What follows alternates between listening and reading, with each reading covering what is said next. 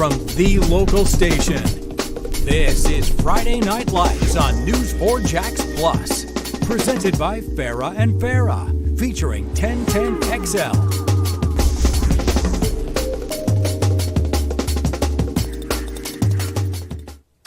And a very good Friday evening to you, Jacksonville. The Friday Night Lights are shining all over Northeast Florida with Justin Barney, the hacker Ryan Green with us here on 1010XL and 4+, a collaboration with Channel 4 and 1010XL. Justin, happy to be with you. Yeah, Another too. Friday night, man. It's going to be a great time. Yeah, we've done quite a few of these. We'll be at the daytime or talking after games, things like that. I feel bad for your voice. I'm going to make it. I'm powering through. You're not. He's not sick and not contagious. So my family watching right now don't have to worry about Hacker getting me sick. Yeah, fun, man. We do this all the time during the week during the high school football season, and I've talked with Joe C. and everybody at 1010 so many times, probably starting since 2012, and you and I have talked I don't know how many countless times about high school football. It's good to be joining forces with you right here in this building. Yeah, there's no doubt. Friday Night Lights on 4+ and 1010XL were presented by Farah and Farah. And Justin, you've done this so long. I've done this about 15 plus years myself. There is just something special about opening night. From the pep rallies earlier today to taking that field for the first time, opening night all over Northeast Florida, it is a special occasion. Yeah, it's when I talked to you the other day, I think I said it's kind of like Sunday at Augusta. You know, it's just you're putting all of it into terms that maybe people can't realize until you equate it to another sport.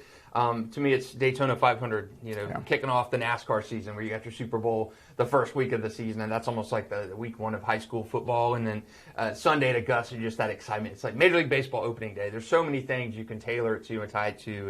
And high school, to me, is still kind of that last bastion of purity among the sports, even with NIL and stuff. In high school football now, it's still there's that purity that comes with high school football, and you and I have covered a lot of it. 1998 for me was my first. I think I started week 2 of that season. I think one of my first games I covered was Theatric Fazen's, like his second or third game of his career. Wow. So wow. Yeah, now he's roaming the sidelines at his alma mater at Neptune Beach, leading the Senators. And 15 years for you, so you got to see some good things.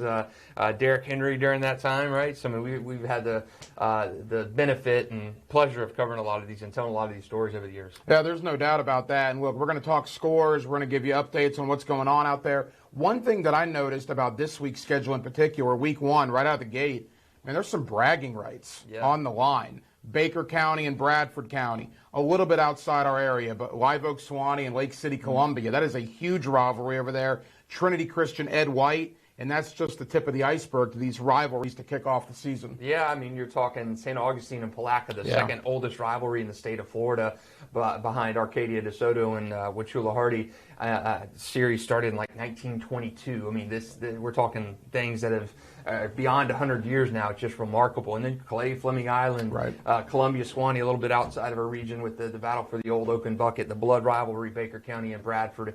So many good rivalry games in week 1. Florida State play in week 12 or 13 of the college football season, but it's your biggest rivalry right out of the gate for a lot of these teams, and bragging rights that certainly will last beyond tonight. It's for the entire year. And we're going to talk about some of the best teams in the area, no question about it. The season officially kicked off last night for maybe the best team in the area, the Bowles Bulldogs. When they came into high school media day a couple of weeks ago, you see Caldwell and Fordham both going to Ohio State. Naheem Burrows, the wide receiver, going to Clemson. J.J. Sparks going to Miami. Bowles is loaded. Little Jacksonville bragging rights last night. They went down to Miami, to Monarch, which I believe is Calvin Ridley's alma mater, and they took care of business. A nice victory for the Bowles to kick off their year. A big one, 34-15, and that game was close for a little bit, and I think Bowles had 27 unanswered points. And I get a lot of grief. I put Bowles number 1 in my Super 10 to start off the year, and people felt like Rain should have been the number 1. I think the Times Union had 4 Bowles guys on the Super 11. I had 5 on my Super 25 and getting a lot of grief for that. But Bowles is good. There's no way to sugarcoat that, dance around it. I know people may not like to hear it because it's a private school with all that history and tradition. But, hey, that's how you split it. I mean, Bowles is talented when you've got your our number one player was Simeon Caldwell, Ohio State. He's ranked number one in the state in terms of, he's a top 15 guy in the state by 2 recruiting services. Now, our number one local recruit. Naeem Burrows is that other guy. So when you're talking between the 4 major recruiting services, you've got 2 for Naeem Burrows that say he's the best local player in the state and top 15 guy. And the other 2 that saying Simeon Caldwell is the top local guy. I mean, so when you're talking 2 of those guys, recruiting services are saying best in the state. And then, oh, by the way, you got a J.J. Sparks. You got Asher Giddo, who's a 2028 guy, ranked number 9th in the country in the 2028 class. And that doesn't even count the offensive line, the Ryan Ingram, and just so many guys on the offensive line. You have a great running back, Xander Edwards, Mark Edwards, former NFL player, son. So many good guys on that team. And to go out and deliver a statement like that, you kind of say, okay, well, this is not just a team that is filled with recruiting rankings and tradition from the past. These are guys that went out, played at Fort Lauderdale. They were last night in Fort Lauderdale and handled Monarch. And I think Bowles is for real. Well, one of the reasons that was important to me, and again, Bowles was the one game that went final last night, so we wanted to give them a little attention to start the show tonight. They're probably going to have to go to Miami at some point in December for a state semifinal situation. So for Matthew Toblin, their head coach, to schedule a game down there to begin the year, that's a nice test run, because if things go their way this season, they're going to be back there probably in the state semis against somebody in December. Yeah, Matt Toblin comes from that Craig Howard coaching tree where you like to put a game on the schedule, and Matt has really continued this at Bowles. He wants to do at least one trip a year where it's out of their comfort zone. They've got to go and play a Savannah Benedictine or up in Georgia and play a team. You want to get a little bit of that taste of outside of Jacksonville, what it's like to be on a road trip, what it's like to get on a bus and go to a game that's more than 30 minutes away, the team bonding and stuff. And it's done for that bonding and camaraderie experience, but it's also done to prepare those teams for what you're going to see late in the year. I mean, Bowles has been fortunate over many, many years to not have to travel early on in the playoffs. And last year, you saw Gadsden County take it to Bowles in the playoffs. The first time in Matt Toblin's tenure they have not made the state semifinals was last season. I know it left a bad taste in their mouth, but you want to see that. And going down to Miami in week 1 and being able to play a team like Monarch, which is coming off a 7-4 season, and played Mandarin in deep in the playoffs a couple years ago when Mandarin made it to the state championship game. Last year Bowles had Reigns in week 1, and they didn't see a better team than that until when you get to that late in the season. That St. Augustine game rained out. So you didn't see a Reigns-esque team until you played Gadsden County, and we saw what happened there. So kudos to Matt Toblin and staff for scheduling that game early, getting that on the docket, and going down there and putting a whooping on Monarch. We're going to give some scores, some scoreboard updates coming up here in just a moment. 6:30 games have obviously kicked off in Duval County. Justin, let's give a lay of the land tonight. Opening night, I know the Channel 4 game of the week is a huge rivalry game out in St. Johns County with Nice and Ponte Vedra. Yeah, Ponte Vedra and Nice, the battle of the bridge. And, back when Nice split, or Ponte Vedra opened, it took the student population from Nice back in 2008 to eliminate that crowding. So just natural rivals. These guys are 7 miles apart campus-wise, and naturally that rivalry became your biggest rival. And Nice won that first one, and then Ponte Vedra just reeled off just a Gatling gun of wins, like 10 wins in a row, and just really took control of that series. And, I equate that to the other rivalry. Creekside opened the same year as Ponte Vedra did, and it took them a while to beat Bartram Trail, and Bartram Trail has largely dominated that series. Well, Ponte Vedra has dominated the Battle of the Bridge. Nice has won 2 in a row for the first time in series history. I think we're looking at like a 12-3 discrepancy in that rivalry, maybe 12-4 at Ponte Vedra's way. So big one for Nice. I think big for both of those teams because a lot of growing pains on offense. Both those teams graduated a ton of offensive talent. Cam Titi transferred from Ponte Vedra to Bowles, big-time receiver. So you're having really a kind of a question mark game to me offensively for both of those teams coming out into week 1, and I think this is a great game in week 1. They're delayed by about 10 minutes. They're just about to kick off in that game as we speak right now. But huge game, huge bragging rights. That game to me has almost become, I'm not going to put it in the same category as Range Revolt, but it's inching its way up to into that upper crust rivalry status in the area. One of the things I love about Colin Drafts, the head coach of Nice, he plays every team in St. Johns County. Last year, I think they literally played every team they could in the St. Johns County public school system. That game is underway. We'll give you live look-ins. We'll also give you scoreboard updates as well. Quick final thought before we really dive into the scores. Again, Channel 4, 1010 XL. I think it's going to be a great collaboration. I'm thrilled to be here with you, and I think all year long we're going to have a lot of fun under the Friday Night Lights. Yeah, it's exciting.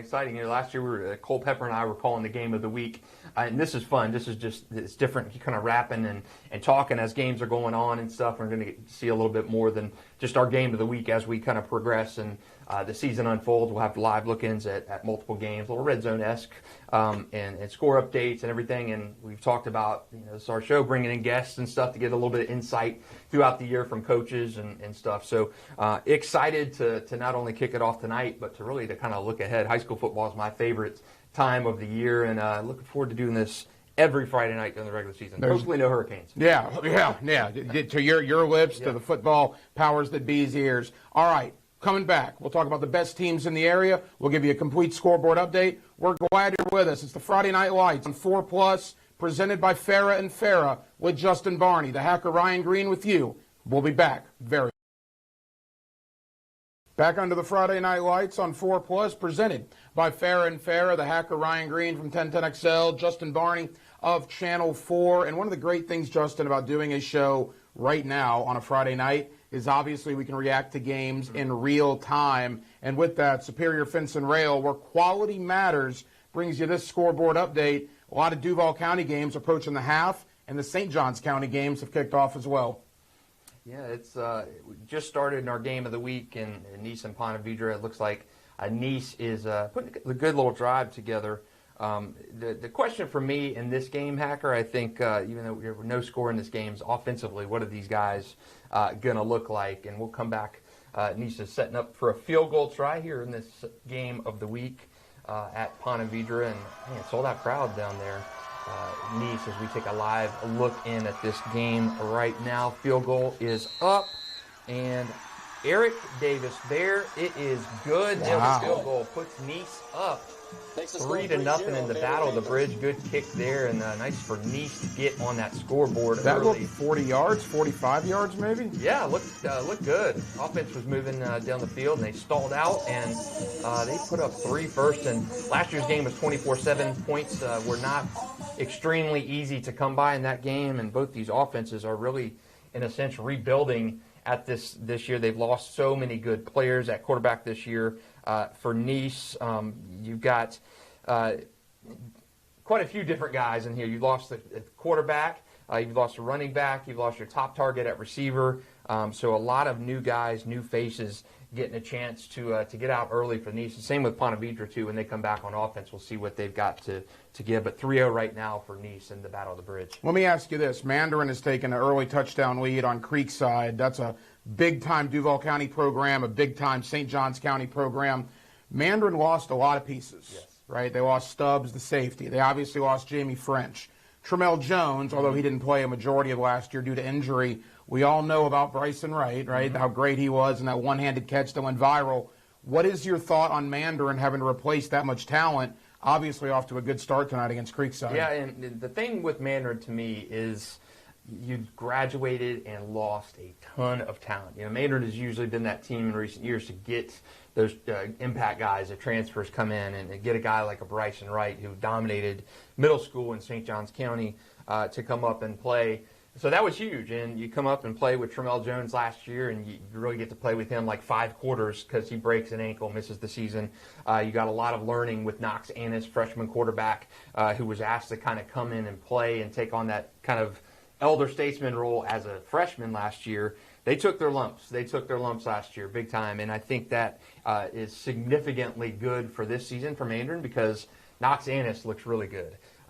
You've got so many other guys on Mandarin, Brody Jennings, Tamaj Mitchell in the secondary. Yeah, you lost possibly one of the best defenders in the area. Cam Mills transferred to Columbia. Brian Harris, the big guy, committed to Oklahoma. He's now at Creekside. You lost all that stuff, but I think Mandarin is going to be better this year simply because guys like Knox Annis, Bryson Wright played so much and contributed so much as freshmen. It's, I remember Joey Wiles saying to me years ago at St. Augustine, the year after their state championship run in 2001, I think they played down there, and they graduated. All the Willie Coopers and the Colby Wrights, Bryce and Wright's dad, those kind of guys graduated and moved on, and they had so many young guys come in. Brandon James, Jaquez Rickerson, Quentin Hancock. All these young guys had to come in and play as freshmen and sophomores.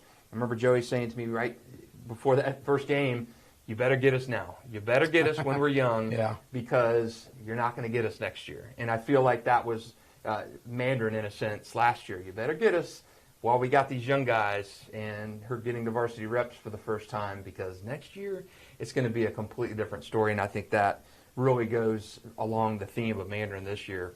You get them last year, but you're not going to get them this year. Toby Bullock has done a fantastic job at Mandarin High School, no question about that. I want to get to the Super 10 that you put out, the 10 best teams in the area, in one moment. A couple of other scores. A game that we really haven't spent a lot of time on. When you joined me on the radio this week, it was one that we skimmed over. But on paper, now you look at it, it's a pretty good battle right now.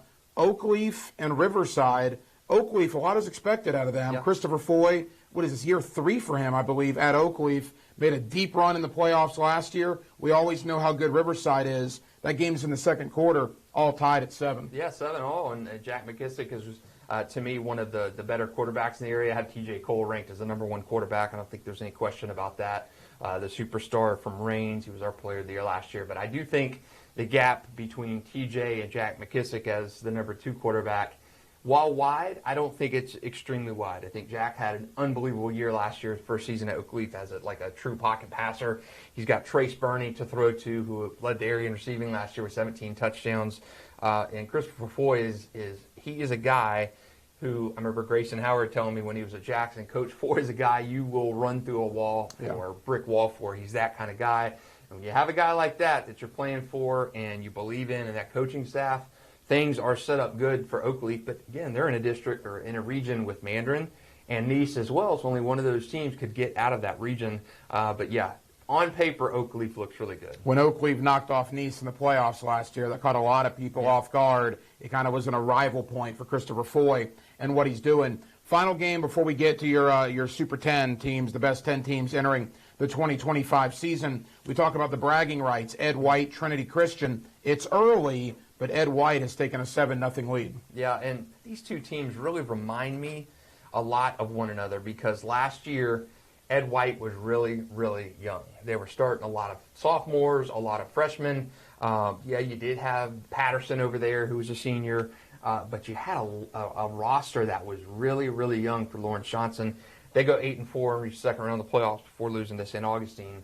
And then Trinity Christian, I remember talking to Verlin Dormany last year before high school football media day, and I'm like, man, a lot of this team. He said, Justin, man, this may be the youngest team I've ever had, maybe the only team I've had where I don't have a senior with an offer at this point in the year. I mean, Trinity Christian has been a factory, and you got guys last year where I didn't even know if I had one Trinity guy in my first team offense or defense, and that's just unbelievable to me. That just shows how young that team was and how good that coaching staff is.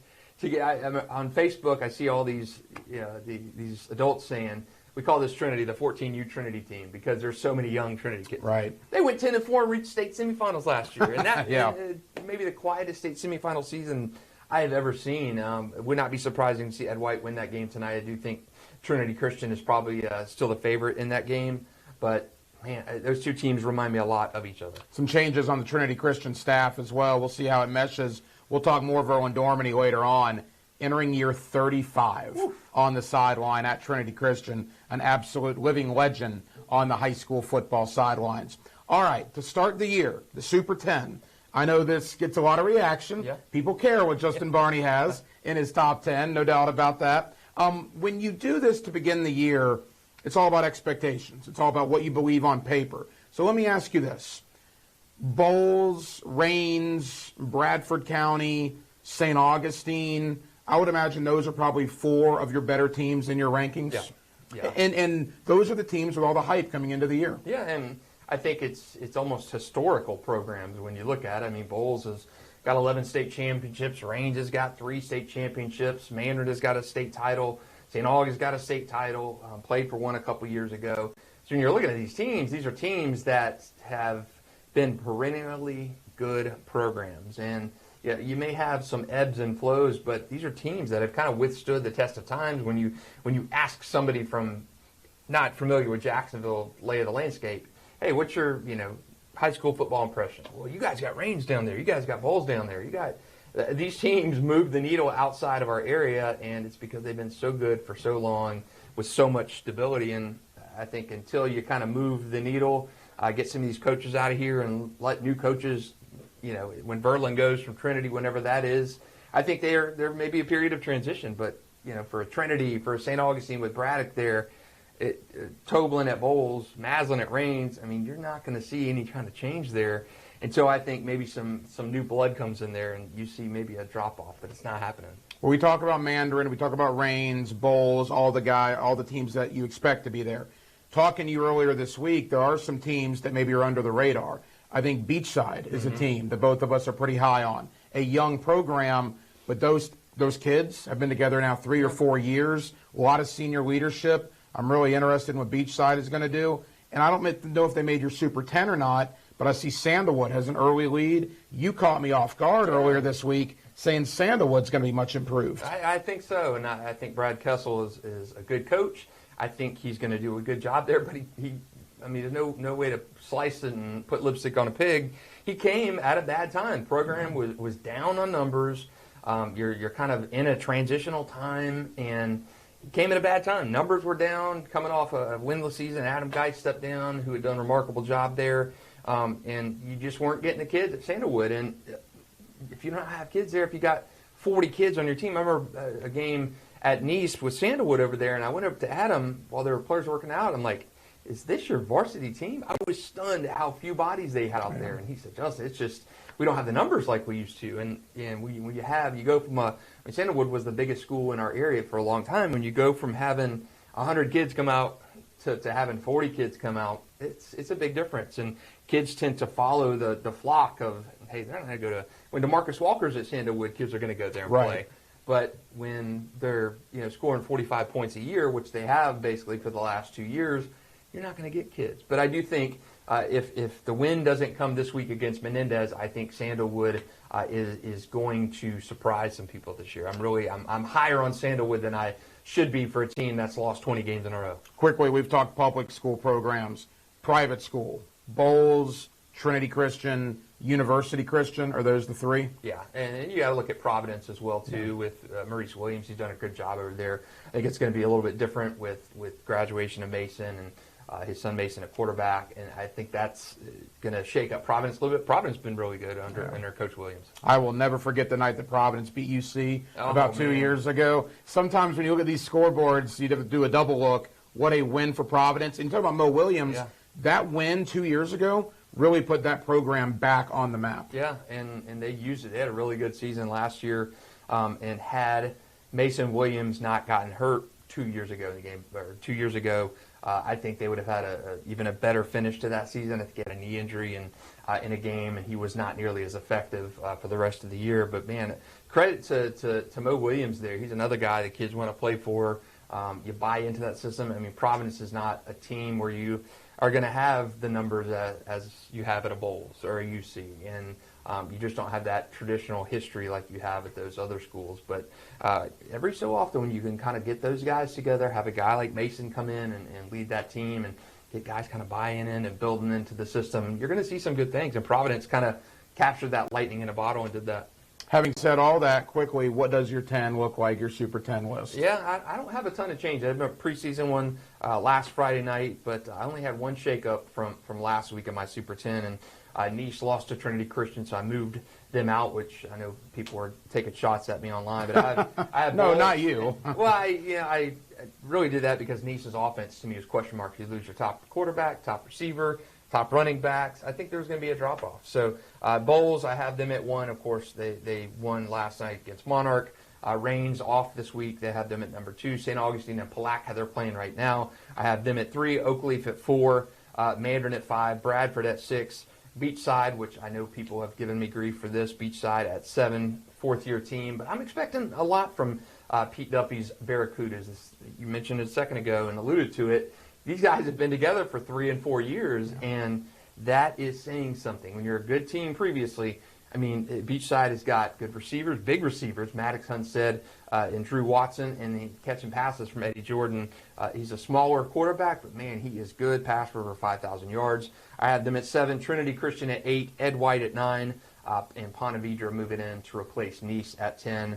I've seen Nice in other rankings as high as 5 and 6, but I just have questions on their offense. Maybe they can prove me wrong tonight. And there's no doubt we'll have some movement on this every week as the games start unfolding. We'll come back, another scoreboard update. We'll also fill you in on some recruiting news. What does it look like from Florida, Florida State, Miami's perspective with Hurricanes have done some damage here in Northeast Florida with some of the commitments they've picked up. He is Justin Barney. I'm the hacker, Ryan Green. This is Friday Night Lights on 4 Plus, presented by Farah and Farah. Back here on Friday Night Lights on 4 Plus with Justin Barney, the hacker, Ryan Green with you. Glad you were spending the first week of the high school football regular season with us. Justin, we're going to do a scoreboard update in a moment. Before we do that, let's get a live look in out at St. Johns County. Again, the Channel 4 game of the week. Nice and Ponte Vedra. We've already seen over a 40, 45-yard field goal in this game. We figured it would be a defensive battle. That appears to be the way it's shaping up. Yeah, that is how it's shaping up, and really kind of what you expected with two younger offenses. Nice has moved the ball well, scored on its lone drive behind quarterback Aiden Pfeiffer. He's taken over this year, only a sophomore, and he's running that offense very well. And Braden Felder catching the ball pretty well for the Panthers. And again, a big test defensively. Great catch right there from Braden Felder. Speak of the devil. Wow. He goes up and gets it. What a great snag there. And hey, maybe I was underestimating this younger Nice offense. Braden Felder, a great catch there. He kind of stepping into that role vacated by Maddox Spencer last year. Fantastic 3-year player for the Panthers. But Nice in scoring position right now. Looks like they're inside the 20 after that big catch from Braden Felder, holding a 3-0 lead in the Battle of the Bridge. They've won 2 in a row in this series and trying to make it 3 for the first time in series history. Ponte Vedra has dominated this. Let's watch this drive and see if Aiden Pfeiffer can get the Panthers in the end zone. Oh, no, incomplete, just off the tip there. Chase Pfeiffer, the tight end there, was the intended target, so Nice still knocking on the door inside the red zone here, trying to add to this 3-0 lead in our Varsity 4 game of the week. And we'll check back in on that one in a minute, Hacker, but a good one down there in front of a standing room only crowd down there at Ponte Vedra, and still one of the best environments to watch a game in there. Ponte Vedra is a tough place to get in and out of. It's only one way in and one way out. So that game sold out a day in advance. So you know it's packed out there tonight.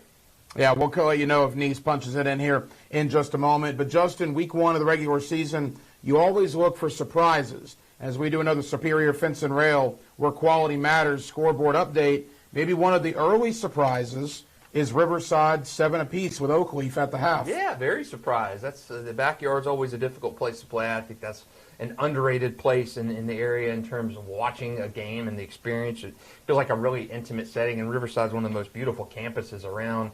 I think it may be the best-looking campus among a Duval County school. Just historic area, beautiful place to watch it, beautiful new turf field that's just a couple years old. But very surprising to me that Oakleaf, with all the offensive power they have, we mentioned Trace Burney before the break. He transferred from Fleming Island, 17 touchdown catches last year. Jack McKissick, to me, the number 2 rated quarterback in the area behind T.J. Cole. They've only got 7 at half.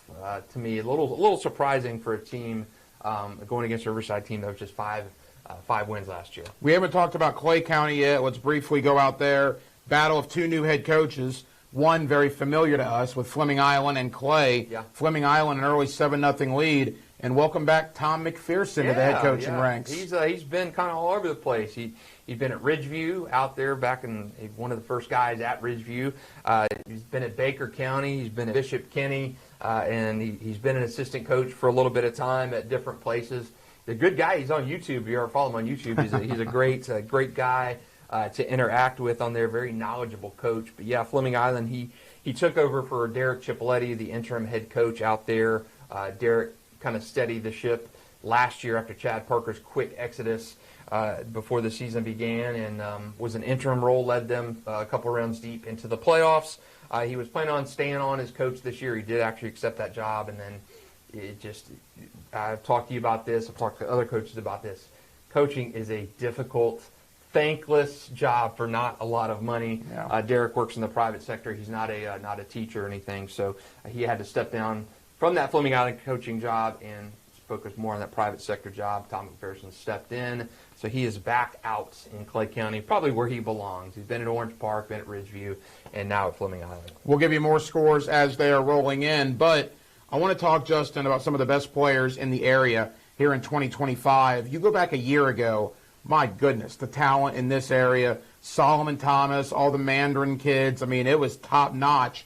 And you look this year, very, very good talent, and I want to talk about what Miami has done in Northeast Florida. Mario Cristobal has come up here and gotten, 3 kids? Yeah, Samarian Wingo from St. Augustine, J.J. Sparks from Bowles, Jennings, right, from Mandarin as well. Really, really good job by Cristobal and Miami. Just talk about those 3 kids individually first, what Miami has gotten. It's crazy to me how Miami, if you look at Miami, and I don't have the numbers in front of me, but I know when I'm rolling the clock back to the early 2000s, Carl Walker from Jackson, big-time hard-hitting safety, he signed with Miami. And then after that, Willie Cooper from St. Augustine signed with Miami in 2002, I believe, 2003, some I think it was 03. And then from the Willie Cooper stage to, I mean, it was a while there. Maybe I want to say like a 10-year gap where you had 0 area kids go to Miami. And it seemed like Miami just stayed away from North Florida and seeded North Florida. They focused on, as Howard Schnellenberger used to say, the state of Miami. Miami kind of focused on the state of Miami in that South Florida area, and almost ceded North Florida to the Florida states or Florida. If you look at the attention the Gators and Seminoles just killed North Florida area recruiting for decades, and Miami didn't do anything. And you've seen in the last 6-7 years, Miami just make, even under 2 different coaches, really kind of pay attention to North Florida again, and it's really been refreshing to see that. But this year specifically, I mean, Samarian Wingo, he was my number 2 guy in my top 25 list. J.J. Sparks, big-time offensive lineman at Bowles. And I don't think they're done yet. I think Miami is still in the mix for certain players here. Brody Jennings is committed there. So many guys from this area. And Jennings was a Michigan commit that actually flipped to Miami. Wingo was a guy that I thought Florida was going to have a chance with. I think they thought they were going to have a chance with as well. He ultimately goes to Miami. Yeah, and Miami, for all the negativity, Miami pays well. And that's that with NIL and the ability for boosters to contribute. I know Miami from talking to recruits and families, not saying this year's guy, recruits and their families in this area have told me Miami is generous with their offer. So it's legal now, and I think you have players looking a little bit harder at Miami for what Cristobal has done down there, and also the potential financial benefits of playing at the South Florida school. Cool story at Bowles with both Caldwell and Fordham.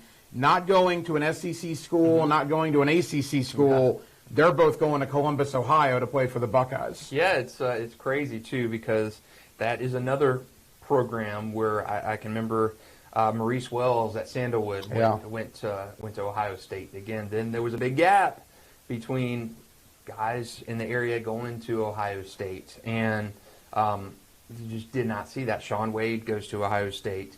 And you don't see that too often. And you got 2 guys in this year's class. That's pretty impressive. Why don't we go? We just had a big defensive play from Nice in our game of the week. Looked like an interception.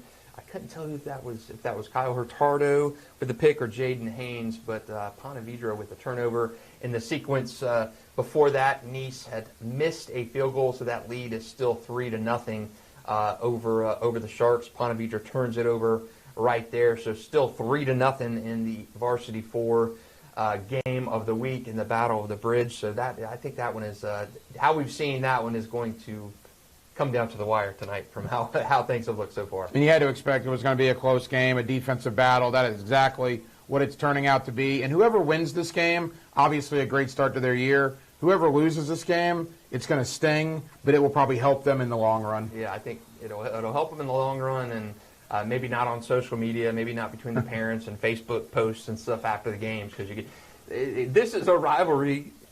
Again, I'm not comparing it to Rains and Ribault because I think that is so far ahead of every other thing in our area. But when I look at Ponte Vedra Nice, I do compare that to maybe a Bishop Kenny Bowles, kind of the excitement in that rivalry. I don't say bad blood. I mean, kids are kids and they have fun with a rivalry. But you want to beat your biggest rival. There's no doubt. You want to beat your biggest rival, and this rivalry has gained traction to become and muscle its way into the conversation as one of the best outside of Rains Ribault into that next cut of rivalries in the area. And hey, Nice 3-0 right now, and I figure it'd be a defensive battle. But man, you want to beat your neighbor. Ref involved in the tackle there. Get out of the way, ref. Good heavens. It's week 1 for the referees as well. We've had a lot of great athletes in Northeast Florida over the years, obviously. Not breaking any news there. Justin, where do you have Naheem Burrows? He's going to Clemson, the Bulls wide receiver. I saw he made an incredible play last night for a touchdown. They got a lot of traction on social media. He's been good all 4 years at Bulls. He has, and one of those years he was injured, and he still put up a good season. And his brother Quincy was a really good player at Rains, went on to college and did well, and has done well there. Naeem is good, 4-year player, and you saw last night getting some grief. I had Naeem ranked number 3 in our area, behind Samori and Wingo and Simeon Caldwell. But he just showed how good he is. Again, in the recruiting rankings, 2 services have him listed as the number 1 recruit in the area and a top 20 guy in the state, top 15 guy in the state. So he is very well known. And the thing, even though to me the reason why I liked Samorian a little bit better over than Naeem when I'm looking at just the size difference. Samorian's a bigger player. But man, Naeem runs such good routes. He's so quick and shifty. He's got stuff you just can't teach. You know, you can try all you want to emulate it, but man, some of the moves he made last night on this touchdown catch, the zigzag was. I was following John Santucci's tweets from the USA Today Network, and calling it a play of the year already from game 1. So he is good. I want to say he's got maybe 30 touchdown catches in his career. Remarkable numbers. He's fast as lightning, and he can play some defense too. Had an interception last night. He seemed pretty solid at Clemson when I talked to him at Media Day. Quickly, we're going to do another scoreboard update in just a moment. I do want to update people. Ed White was up 7-0. Trinity Christian has now taken a 14-7 lead. So the young Trinity Christian team, they're still young, even after last year, get down early against Ed White, have rebounded to take a lead in that game. Not surprising. I think this year's Trinity team, they were good last year. They won this Ed White game last year, 21-18. Again, first game of the season. Younger guys getting really a lot of time. Their first snaps and first real true varsity action was in week 1 last year. And I think Trinity at 10-4 last year went to the semifinals, got walloped by Chaminade like everybody does. But I do think they are in better position. I think they can get right back down there this year. And I do think they beat Ed White tonight. But I think I think both of those schools are in really, really good position, not just this year, but I think beyond this year as well. We'll come back with a complete scoreboard update as we get close to the 8 o'clock hour. He is Justin Barney. I'm the hacker Ryan Green. This is Friday Night Lights on 4+, presented by Farah and Farah.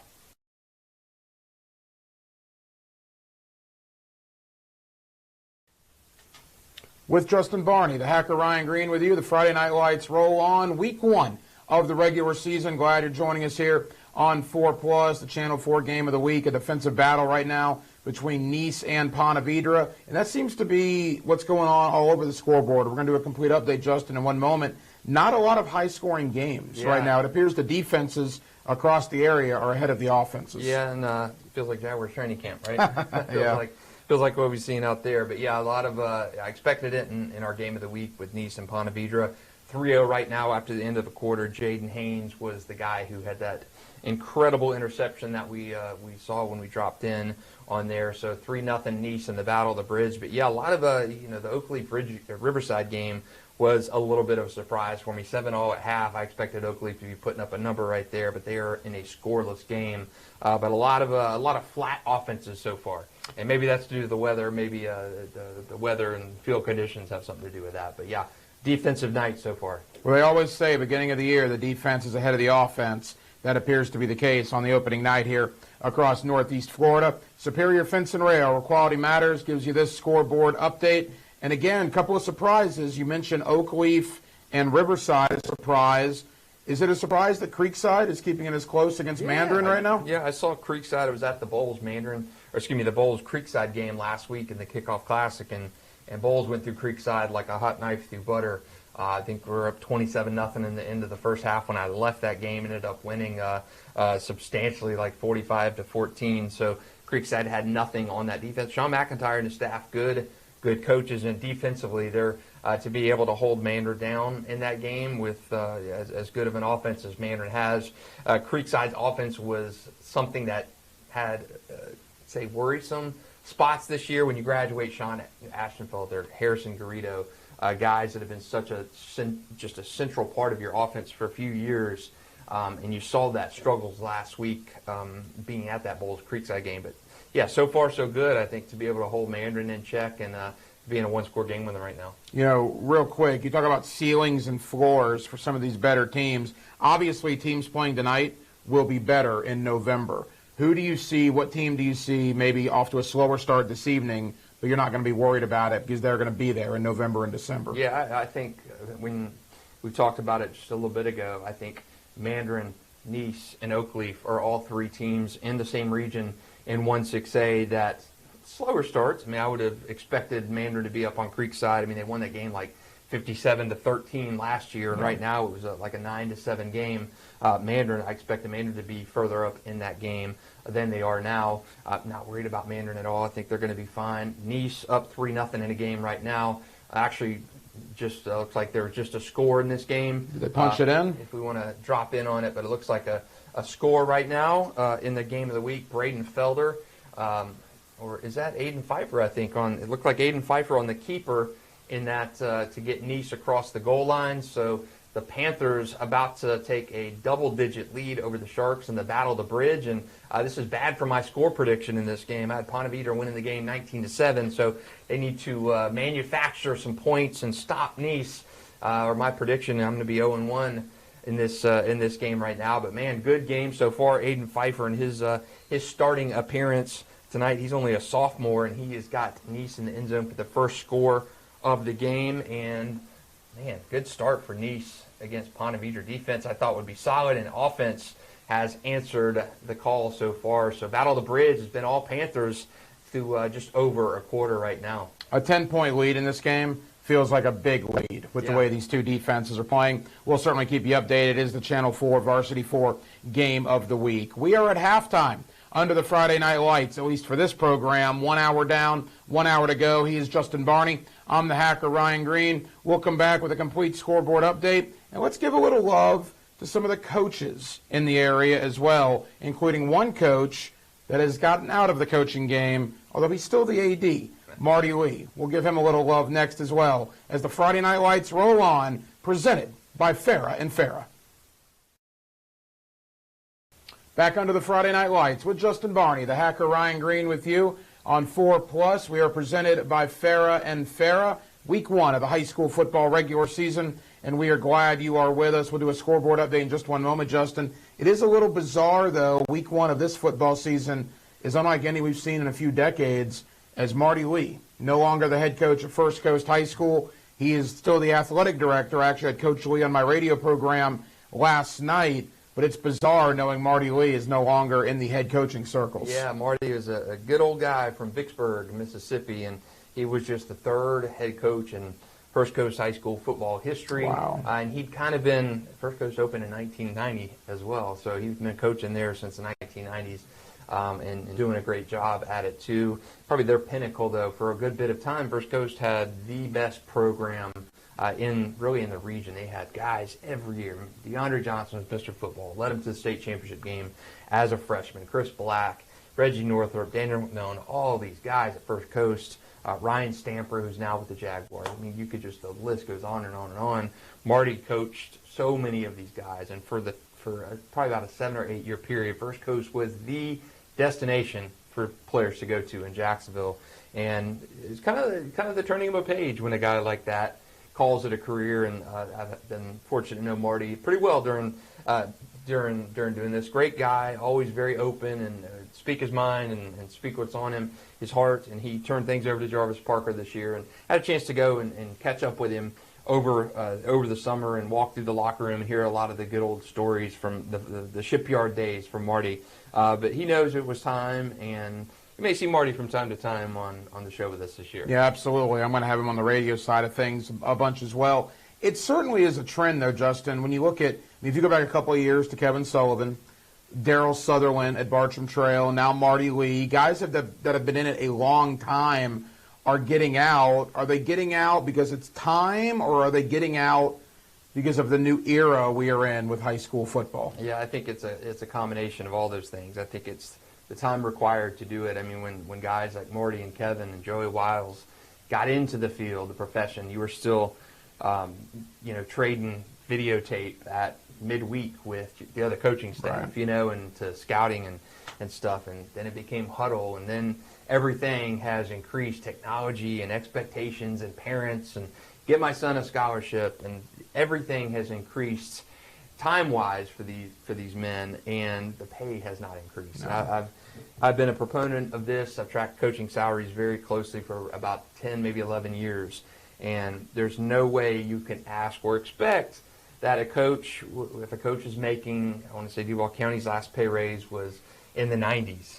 A coach is making $4,500 a year in Duval County for being coach, and you're on a 10-month contract if you're a teacher, and you're asked to come in summer, June and July, for free to open the weight rooms. And that's something that chased out a very good coach, Duran Wiley at Raines. He coached Raines to 3 championship game appearances, won 2 of them, and he got out of coaching at the height of his career because you're weighing things out and saying, okay, my time, I'm missing time with my family, my kids, I could be making more money by Durant, or actually Welton Coffey, former Raines coach, he's now at Camden, told me years ago, he says, my biggest competition as a head coach and retaining my staff wasn't guys going to other programs. It was guys going to be lifeguards. It was guys going to be work part-time at Foot Locker. It wasn't going to other programs.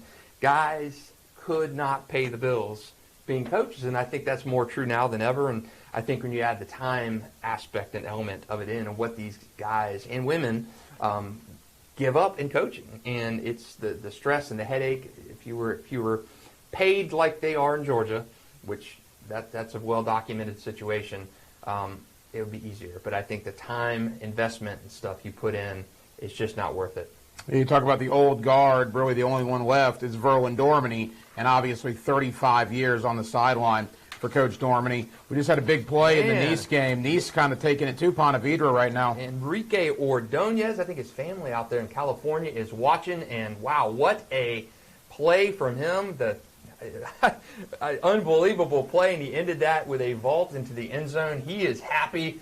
Look at him on the sidelines, getting all kinds of love. Enrique Ordonez leaped over the final defender there at the goal line, and man, this battle of the bridge is becoming a paddle at the bridge. It is a one-sided affair right now. Nice is up 16-0, pinning this PAT, and it looks like it's 17-0 right now, and battle of the bridge turning into a blowout. Nice looking to win its 3rd game in a row. Nothing on offense, going for the Sharks. Great one for the Nice. Yeah, great start for the Nice Panthers, no question about that. Let's give you a Superior Fence and Rail, a Quality Matters scoreboard update.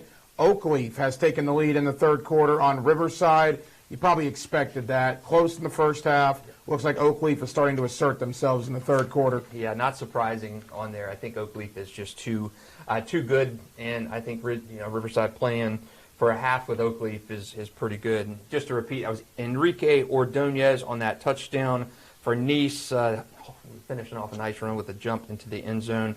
And Aiden Pfeiffer has the other touchdown for Nice. They're up 17-0 in our game of the week. Yeah, Nice looking very, very good. Quickly, the game of the night, what's turning into, looks like Trinity Christian Ed White in the second quarter, probably nearing the half. I got Trinity Christian 21-20 over Ed White in the back-and-forth game, a big rivalry game over there. Yeah, 21-18 last year in that game. Trinity Christian won. Of course, it was a wet one last week one of 2024, just like it is out there tonight. But, man, good game going on there. 21-18 last year, and it's 21-20 right now in that one on the west side. But good battle on the west side there, White and Trinity Christian. Again, a lot of good games shaping up. Mandarin and Creekside, still a very competitive ball game in the second quarter as well out there in St. Johns County. We'll come back, more scores as they begin to roll in with Justin Barney, the Hacker Ryan Green with you. This is the Friday Night Lights on 4+, and we are presented by Farah and Farah. Back here, Friday Night Lights on 4+, with Justin Barney, the Hacker Ryan Green with you. Glad you are spending part of your Friday evening with us. Justin, week one of the regular season, you look for teams making statements. In the Channel 4 game of the week, I think the Nice Panthers are making a statement right now against the rivals, the Ponte Vedra Sharks. Man, I just went on Instagram and our Sports for Jacks account, and I do weekly predictions, and I picked, sadly, Ponte Vedra to win this game 19-17. You might get some grief over that one. I just went on and made a comment to a Nice follower and said, can I get a redo on that game prediction? So yeah, I'm sure my Nice followers will let me know that I missed this one just a teeny little bit. Hey, that's okay. That's why you put yourself out there, and Nice, man, they've looked good tonight. I guess I understand it, but I always think it's hilarious. The Justin Barney bulletin board material that you give teams when you pick against them. It's become a rite of passage now. Yeah, one of my favorite stories was Trinity Christian hosted North Marion, I believe it was, in the state semifinals one year, and I predicted them to just absolutely obliterate North Marion. A big blowout. North Marion ends up winning the game, and North Marion had shirts printed with my prediction on the front of it, and I got quite a few messages on Twitter after the game. It's all in good fun, and I don't mind. Hey, I'm pretty good. I was 800% last year in my predictions. No, well, there you go. No, you're good at what you do. If I take an L in this game, that's fine, but I got to wear it for a year. Well, we're talking about St. Johns County, so let's begin out there, Justin. Let's kind of go county by county. In St. Johns County, I guess Nice is making the statement tonight. Obviously, we know how good St. Augustine is. How do you assess the top 2 or 3 programs in the SJC coming into the year? I think you've got to look first and foremost in Augustine. They've got a good team under Brian Braddock. They've probably been the most consistent program there. I think if just off the top of my head, I think they missed the playoffs maybe twice in the last 25 years. Really, really consistent, good program. Nice did beat them last year in overtime. Nice had a 10-1 regular season, reached second round of the playoffs, number 1 ranked team in the entire state of Florida. So after tonight's showing, they're putting a number on Ponte Vedra. I think you've got to say Nice is in that conversation with St. Augustine as well, and then maybe a Beachside in there as well. Bartram Trail coming off a 4-6 season, so you've got to have some ground to gain there. But I do think St. Augustine and Nice right now, to me, are the top two teams. Ponte Vedra moving down the field in our game of the week now. If we can take a look at that live look in at that game right now, Hacker completion right there to Alex Winkles of Ponte Vedra. He takes it down. Looks like they're about at the 10-yard line, trying to get something going before half in this game because things have not looked pretty for the Sharks on their home field tonight in the Battle of the Bridge. Nice is rolling in this game. Looks like we got a timeout, so we'll check back with that one in a minute. But yeah, I think Hacker, Nice and St. Augustine, to me, in St. Johns County are the top 2. Big game for a big moment for Ponte Vedra. 24-7 at the half is vastly different than 24-0 if Ponte Vedra wants to make this a ball game. Out at Clay County, you look, Oak Leaf appears to be the class of Clay County. They are beginning to pull away from Riverside tonight. Interesting to see what Fleming Island does, as we talked about. Tom McPherson, Clay High School has a brand new coach as well. And give a little credit to Orange Park. They're off to a great start tonight to kick off their season. Yeah, and Orange Park, anytime you win a county game, I've worked in a small county. I worked in St. Johns County for 10 or 11 years, and back before there were Creekside and Ponte Vedra down there, it was Nice, it was St. Augustine, it was Bartram Trail, it was Menendez, it was St. Joseph, Florida Deaf and Blind. There was something different about county games, and that goes for every county now. But I got a chance to see it up close and personal for many years in St. Johns County, just what those county rivalries do. You lose it in a big county like Duval County, for instance, 17 high schools. You have those natural rivalries and the Lee and White and Jackson and Riverside. But I said Lee, Riverside and White, Jackson and Riverside. But you don't have that as you do in a small county like you do in St. John's or Clay or Nassau, anything like that. And so let's look in at our game of the week real quick. And we do have a Ponte Vedra touchdown. So the Ponte Vedra followers right there can know it's not going to be a shutout right now. Ponte Vedra gets in the end zone before half. No worry about a running clock, so they got that going for them. So that's good for Steve Price's team. They lost this one 24-7 last year. So this PAT right here will equal that score if Noah Ash can get it through the uprights. He's one of the best kickers in the area. Let's see if he can get this PAT through and make it 24-7.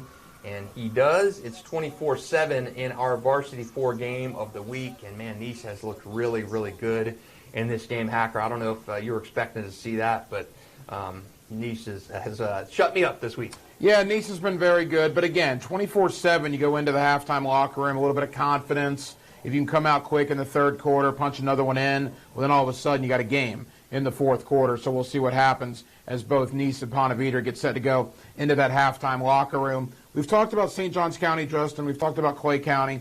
What about the outskirts? You know, we talk about Bradford and how good they've been out there with Jamie Rogers. Baker County, a brand new head coach out there as Kevin Mays, no longer with the Wildcats. How would you assess the outskirts of our area? Really strong. I think when you look at Bradford, what Bradford has been able to do under head coach Jamie Rogers in his time there, 3 consecutive seasons of less than 100 points in the regular season, and 2 of those seasons actually less than 100 points total, and that's saying playing the state championship game and such. So defense out there has been the calling card. Bradford is a great place to watch a game. A great environment down there. You look at even a Columbia County, even though that's getting towards the edge of our coverage region, a great place to watch a game. I remember going back like when Larry Tunzel played there and seeing that. Even head coach Brian Allen, he played at Columbia, and said how fun it was to be a part of a game as a player out there.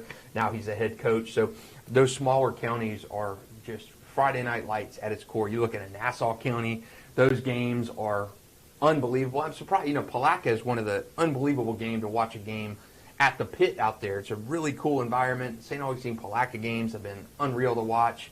And you look at a Nassau County, where West Nassau, they have a guy riding a horse at the game. I mean, it's just such a cool thing to see, a person riding a horse down the sideline. It's such a different environment at these smaller programs. And when you look at Nassau County, great. Gunnar Cox has done a really good job out there at West Nassau, and Yulee, of course, had Derrick Henry and the tradition out there. So just really good football, not only in our core coverage area, but the further out you get too. And quickly, I want to get to the scoreboard, but you mentioned West Nassau, Gunnar Cox, Fernandina Beach as well.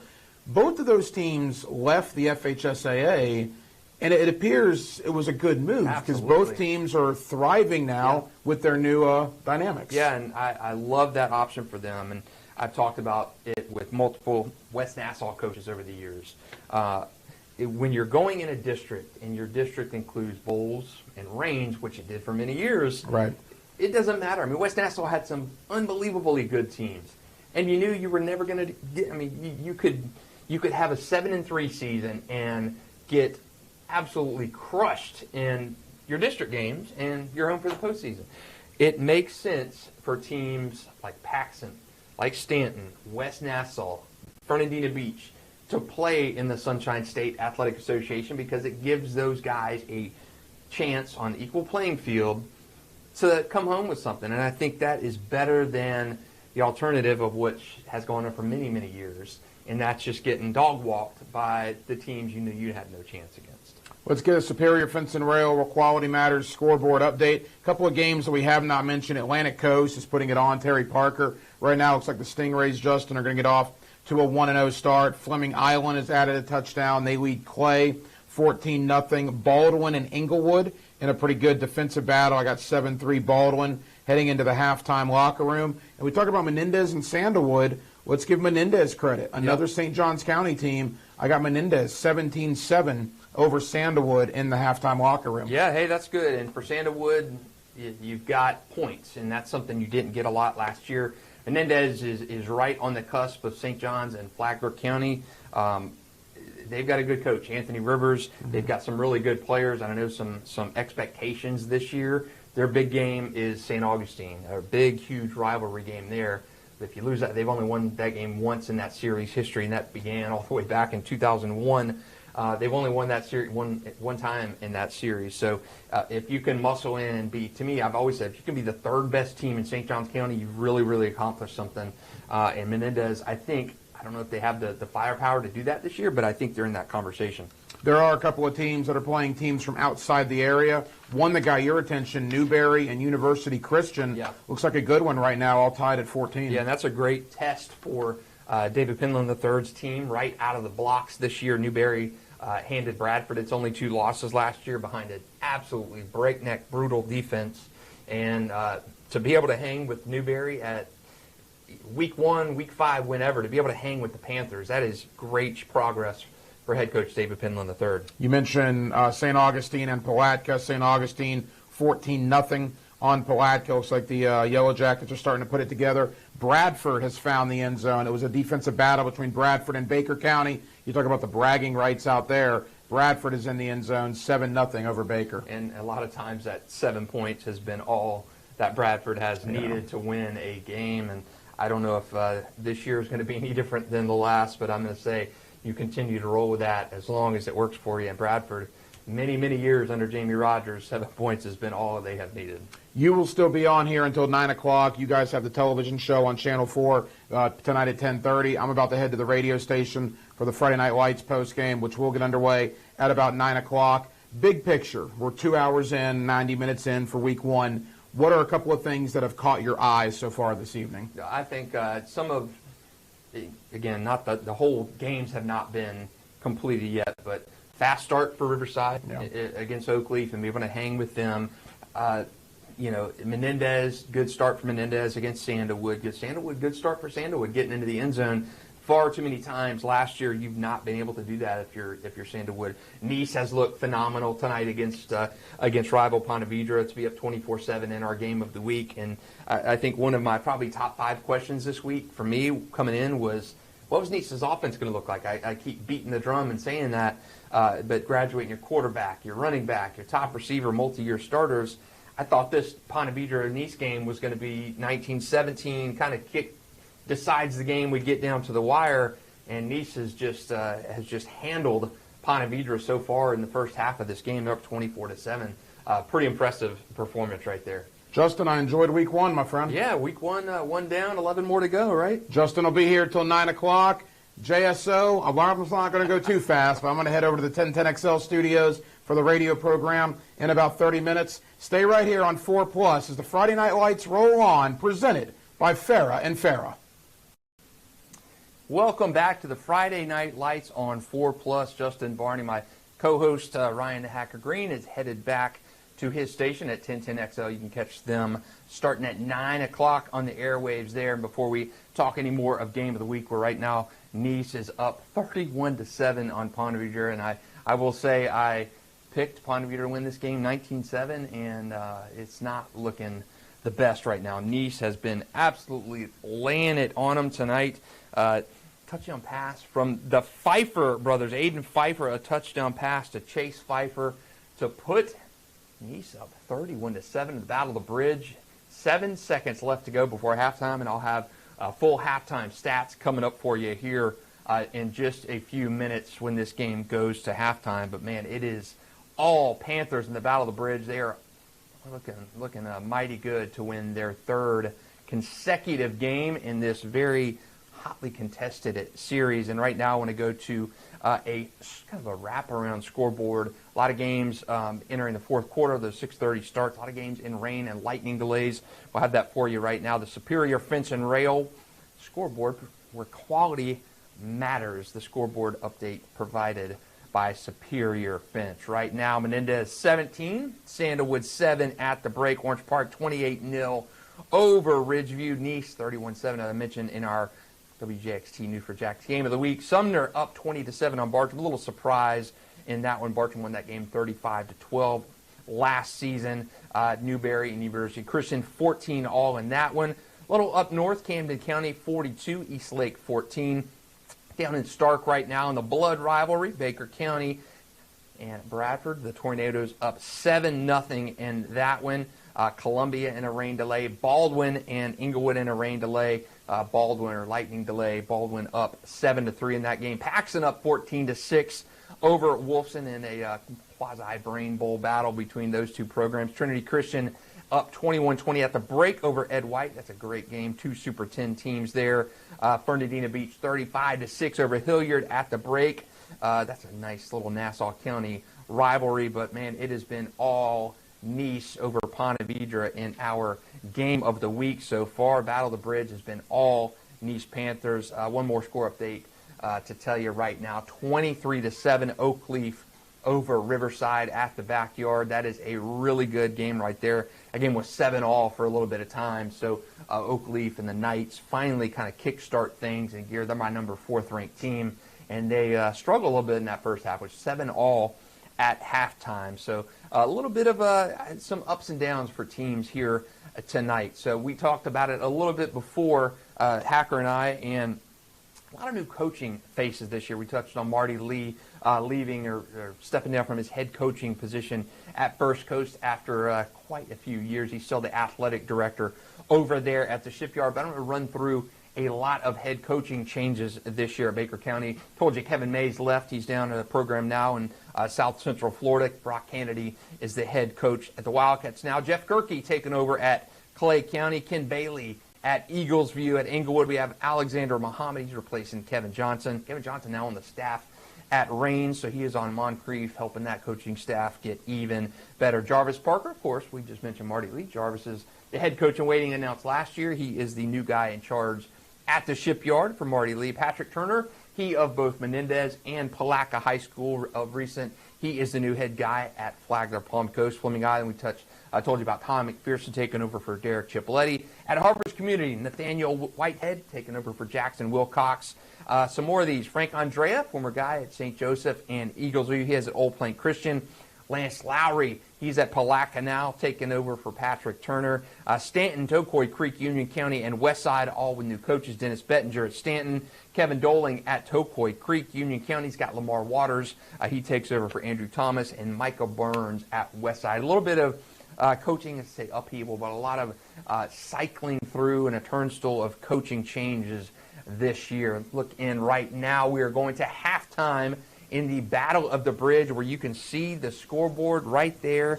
It is 31-7 in the Battle of the Bridge, and man, it has been a romp right now for Nice. They are running away with this one. I expected this one to be a defensive struggle a little bit. Not the case. Nice, I've repeated this time and again, a lot of offensive questions. Kyle Draft's a very good offensive coach, great Charleston Southern quarterback during his time there, played in arena football, just had his number retired by Charleston Southern, and he knows how to coach offense, and you see that tonight. He is helping his younger guys. Sophomore quarterback Aiden Pfeiffer he's got 199 yards passing at the break, 31-7 halftime. Braden Felder, 9 catches, 103 yards for the Panthers. And it has just been all Nice tonight. Enrique Ordonez, great game on the ground for him. He is at 7 carries and $104 and a touchdown for Nice. So it has been all Nice. Offensive line is doing its work. And that defense, which I thought was going to be really good, 3 really good linebackers in the middle of the field led by our Super 25 guy in Jacob Curry. They are getting it done. Just 1 touchdown tonight for Ponte Vedra, and just a crazy kind of game for Nice in the Battle of the Bridge. Mandarin at Creekside, looks like Mandarin is up 29-7 at halftime. Bryson Wright with a pick 6 to end the halftime there, and Creekside was in that game for a while, but Mandarin has just started to pull away in that game, and a little surprising to me that it took them a little bit longer to do it. University Christian 20-14. Christian just tacked on another touchdown. That is a big game tonight against Newberry. I talked to Coach David Penland III at High School Media Day, and he expected big things from his UC team. I really thought this Newberry challenge would be way, way too much for them in game one, but that has not been the case at all. It has been a fantastic start for University Christian tonight. Talked about our Super 10 teams earlier. Let me give you an update on those. Bowls won, of course, last night 34-15 over Monarch. Rains, remember they had the week one game scheduled against Miami Central for tomorrow night. That game is scratched off the board, so Rains has the rare week one bye, along with Bishop Kenny and Harvest Community, so 3 teams not playing in their week one games. They start with an off week and then play 10 straight weeks after that. St. Augustine winning in its rivalry game in Splaca. They're number 3 in my Super 10. Oakleaf probably looking to close things out here at the backyard. They're beating Riverside now. They're at 4. Mandarin at 5. Bradford at 6. They're up 7-0 over Baker County. Beachside at 7. Trinity Christian at 8. Ed White at 9. And Ponte Vedra at 10. I think I'm going to probably drop Ponte Vedra out after this week, barring a crazy rally in the second half by the Sharks. I've been completely impressed with Nice and its younger offense for how well they played. Hacker and I talked about doing something in terms of kind of the ceiling and the floors for teams in our area this year, and a few teams I think that can actually get into a state championship game, and I think what team in Region 1-6A, we've talked about this tonight on the stream, Oakleaf, Nice, and Mandarin are all 3 local teams, all in that Region 1-6A. Oakleaf made it to the regional finals last year. It beat Mandarin in the first round, Nice in the second round, and then lost to Gainesville-Buchholz. Can one of those teams make it beyond that regional final round this year? I do think that one team out of those 3 will make it beyond that regional round, which would be a first for Oakleaf. Nice and Mandarin have both been to the state semifinals and beyond before, but I do think they can get there. I think the ceiling for those 3 teams specifically is a state semifinal game. I do think they can get there. Other teams, I think, who can really make that run and get there. The ceiling to me for Bowls, which is our number 1 team in the Super 10, I think Bowls' ceiling is a state championship game. I don't think the Bulldogs are going to get stopped anywhere before that state semifinal round like they were last year. Gadsden County beat Bowls in the regionals last year. It was the first time Matt Toblin, since he's been at Bowls 2019, has not gotten the Bulldogs to that state semifinal round or beyond. I think they're uber talented this year, and I think they can get to that state championship game. That would be in Class 2A this season. I think Bradford is really in that chasm with Bowls where I think they can get to that state semifinal game. I do have a question if they can win. I haven't seen enough of their offense. Their defense has been really, really good. I think offensively there are some question marks with Bradford, as it has been the case these last few years, where they get to run into that Cocoa team down there and just don't have that answer offensively. They can hang defensively, which Shamie Rogers has been well known for those defenses down there in Stark. I question if they can do that offensively, if they have enough to get there offensively. Another team I'm looking at in terms of ceiling and floor, I think Rains. They made the state championship game last year. We saw what happened against Miami Northwestern. They lost that state championship game pretty badly. I think Rains' ceiling is once again that state championship game. We were out at Rains earlier this week, talked to head coach Donovan Maslin, Timothy Cole, he's our reigning offensive player of the year. What did they learn from that game? How disappointing was that to have that on that stage and not be able to kind of thrive in there? And I think they took a lot out of that game. And not having Miami Central this week is disappointing, but I do think Rains is looking at another 9-0 or even maybe an 8-1 season if they lose to Lake Mary. But I think Rains' ceiling is state championship game.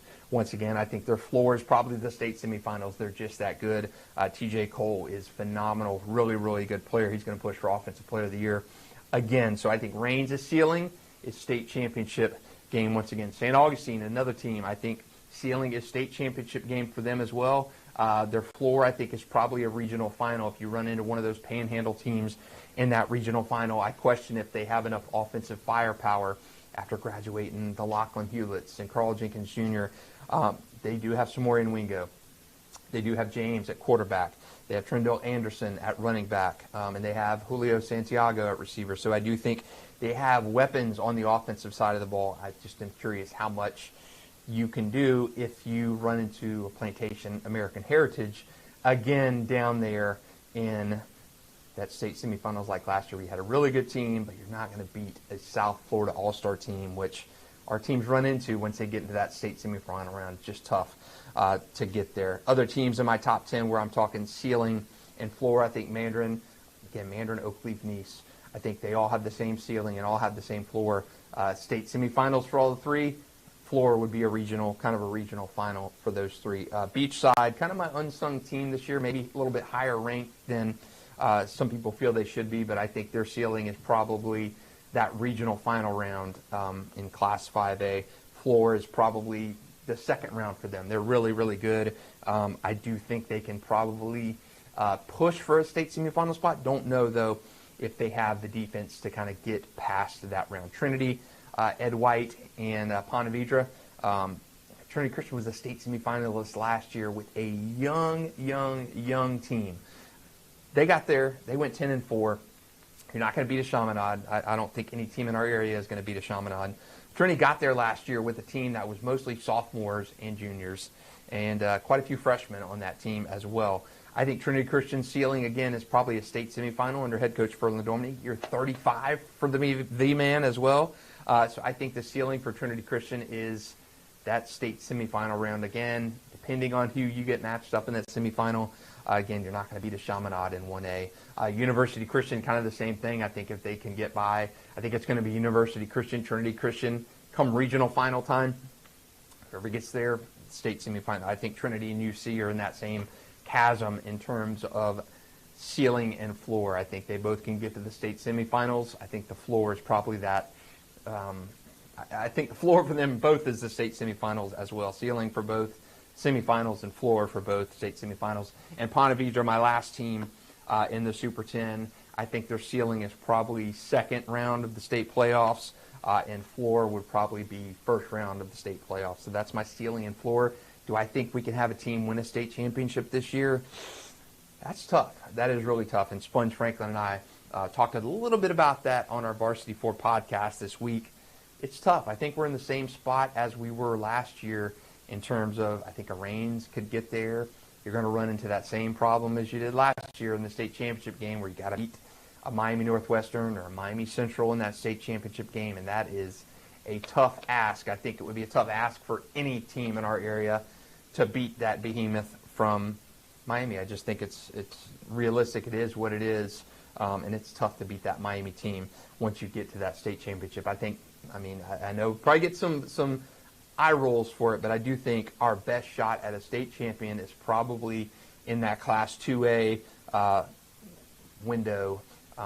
Bowles and Bradford will be kind of the torchbearers for there, and I do think if a team in our area is going to win a state championship, I do think it's probably in Class 2A with Bowles. I think it's Matt Tolan's best team in quite some time. So ceiling and floors for those state championships for Bowles and Reigns, I think, is the ceiling for those guys, and I think Bowles is probably the best chance locally to bring home a state championship. Surprise team for me this year, like I told Hacker earlier, I think Sandalwood is a surprise team, riding a 20-game losing streak. Saw some potential from them tonight. Big thing with Sandalwood, I don't think they're going to ditch the losing streak tonight against Menendez. They're down right now, 21-7. But I do think that Sandalwood is going to win some games and surprise some teams here this year too. We're getting close to calling it a night here on the Friday Night Lights on Varsity 4 Plus. We're going to take one last quick break and then come back for a kind of a circle around the area. I'll have some more halftime stats for you all from that Nice and Ponte Vedra Battle of the Bridge. That one is 31-7.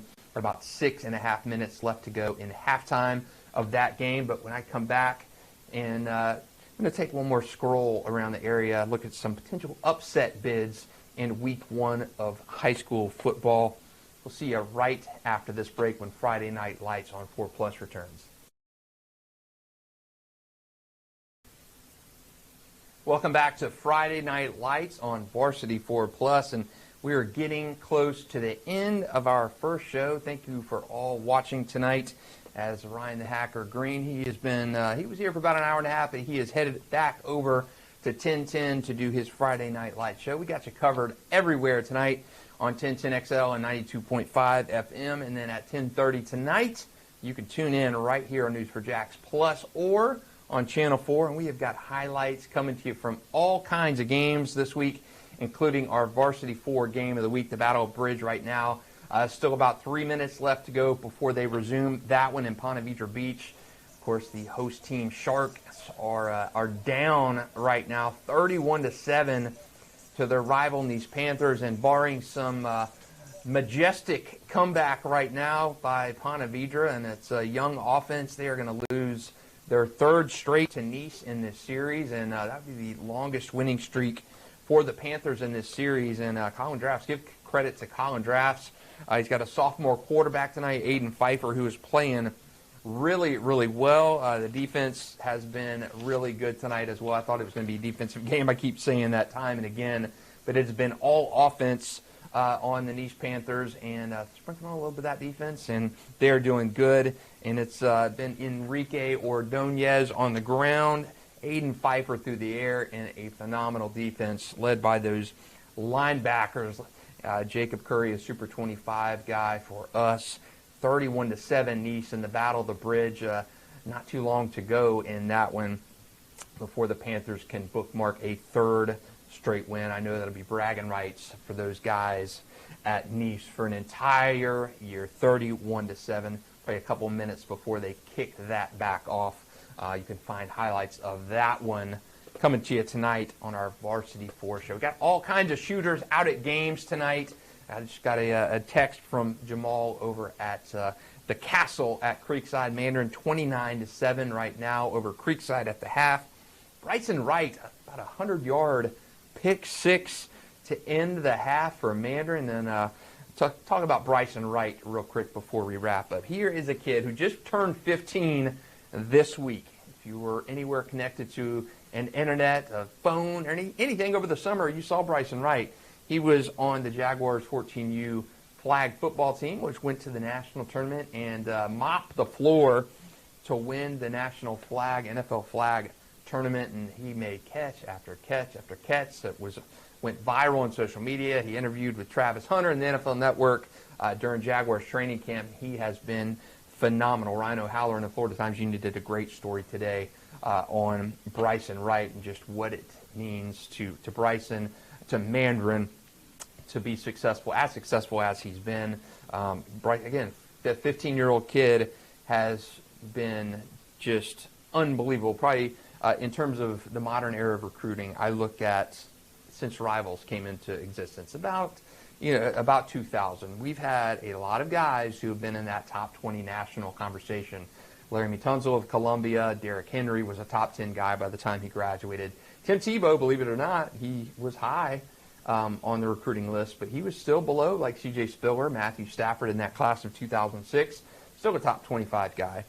Bryson Wright has been the area's first #1 overall recruit since you wind the clock back into the 90s when Robert Pollard was at Orange Park, and he was either the #1 or #2 rated sophomore, depends on what recruiting publication you based your metrics on, #1 sophomore in the country during 95-ish or so. Bryson Wright's the #1 sophomore in the country right now. And I said this on our Varsity 4 podcasts last year. Bryson Wright, Asher Gitto, sophomore at Bowles, I said they would be 2 of the top 10 guys in the nation by the time they came to their senior years. Well, Bryson's #1.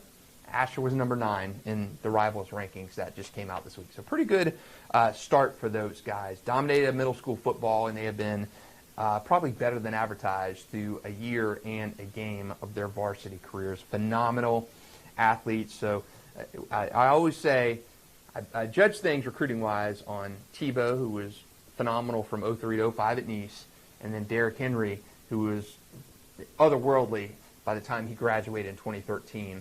Bryson Wright has got that potential to not only, I'm going to say blow him out of water because Derrick Henry broke a rushing record that was 59 years old went on to become a Heisman winner.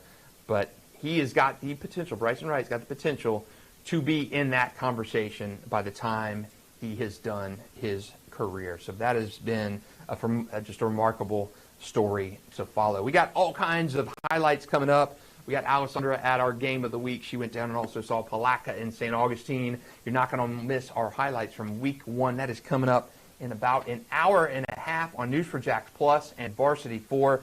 But thank you for joining us for our Game of the Week stream and our Friday Night Lights show here on Varsity 4 Plus. Hacker and I will be coming to you every week of the season.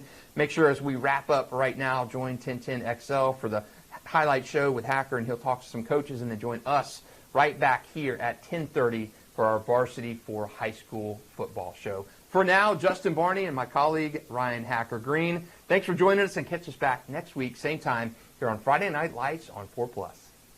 See why